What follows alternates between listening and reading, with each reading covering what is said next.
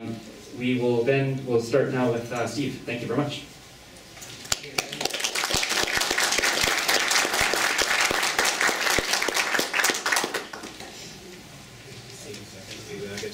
I just want to invite anyone who doesn't have a chair. There are a couple of free chairs here, so you can just grab one and take it back.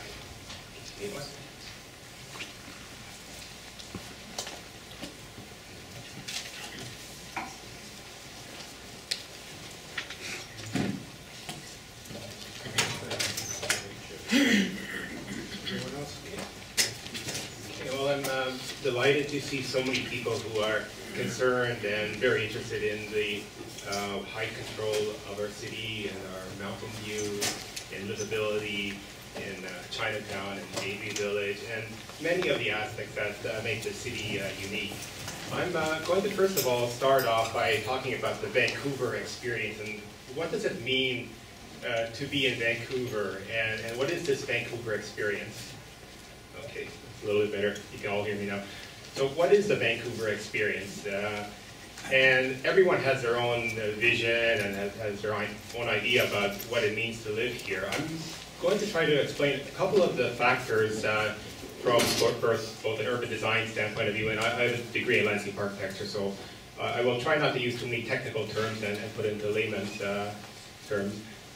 First of all, I'm going to talk a few things about Vancouver and what do you cherish about living here, and how are the policy decisions that are being made right now either enhancing or detracting from that experience in your everyday life and your appreciation of the landscape and the world that you live in.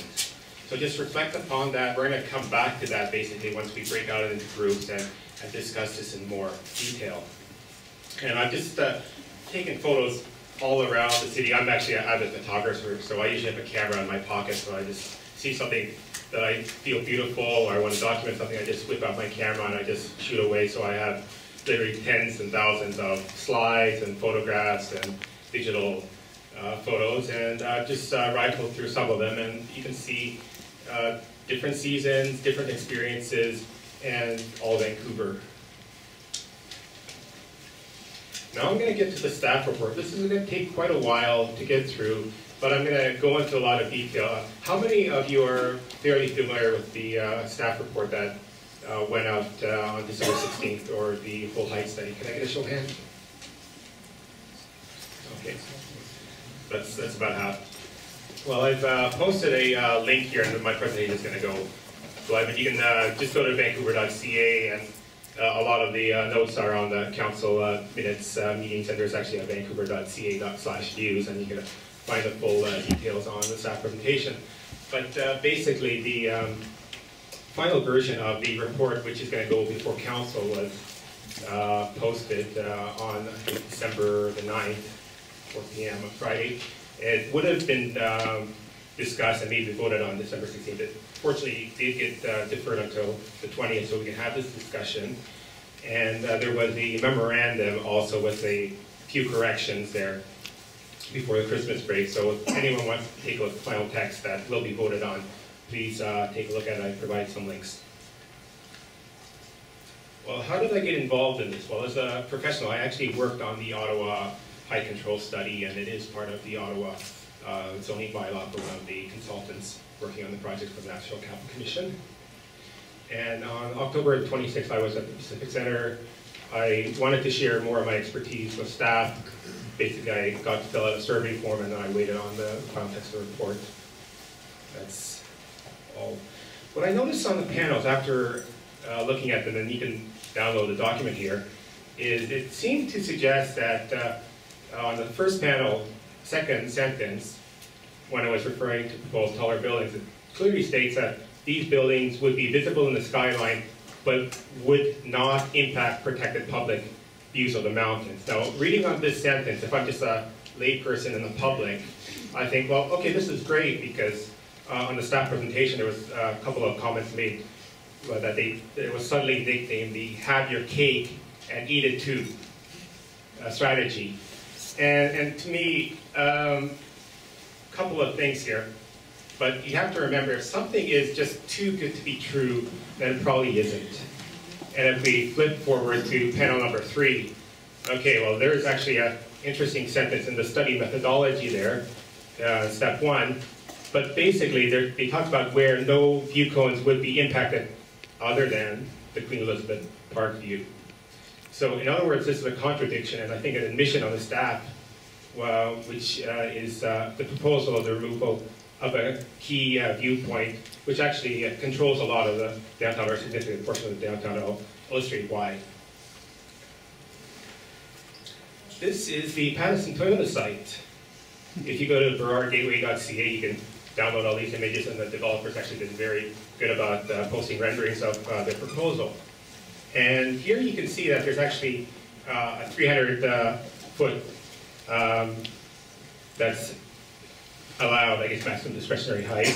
And then there's this Queen Elizabeth view control at 363 feet. So even if somehow we could get past the 300-foot maximum that's allowed, we would, this site would have to contend with the 363-foot limit as a maximum height.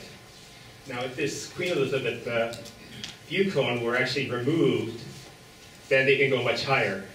And here, this proposal, this variant is for a 500-foot tower, and I believe since then there's been a request put in for a 550-foot tower instead.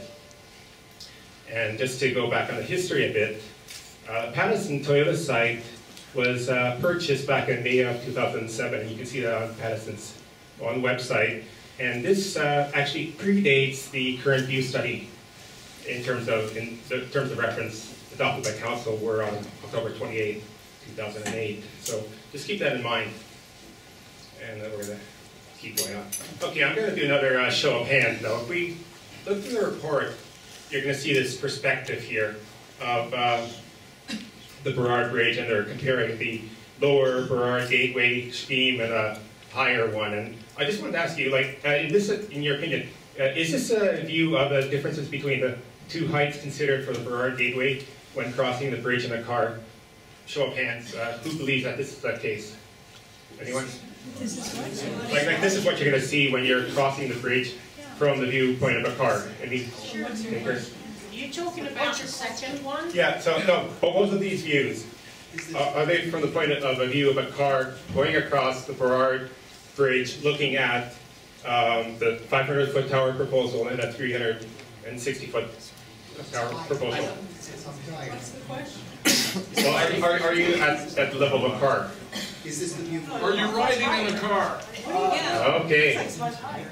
Okay, so that's good. Now, do you think that the average member of the public would realize this? So this is a view that might be a little bit higher than that, and it's in the view. So I'm concerned about what it communicates. Now, you are right, it's actually much higher, because if you look at this railing, we can determine in terms of perspective, we are above the level of the railing. And so we're not looking at this from a realistic point of view, but this is one of the key graphic images that were used both in the open house and in the staff report subsequent. And well, maybe I'm wrong, so I decided to go out there, took a tripod, took a camera, and I went to eye level and SUV level actually, and decided to do an experiment. And I'm just going to let this roll.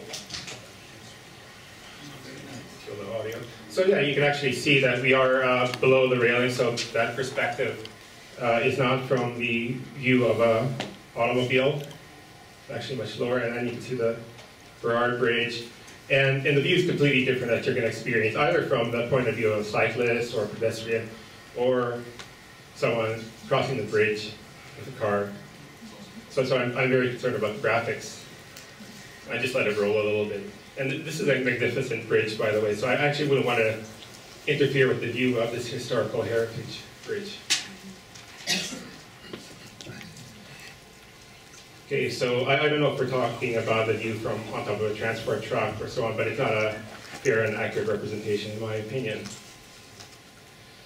The other thing that I noticed is that there's a whole premise of showing the before. There wasn't any before view, there was kind of an after view and another after view, so a lower tower and a higher tower, and there was no before tower, but if you look at that view, you're going to see that the Scotia Tower is actually kind of on axis, so the whole premise that you need a tower on axis to provide this experience isn't really true. If you if you look at this perspective,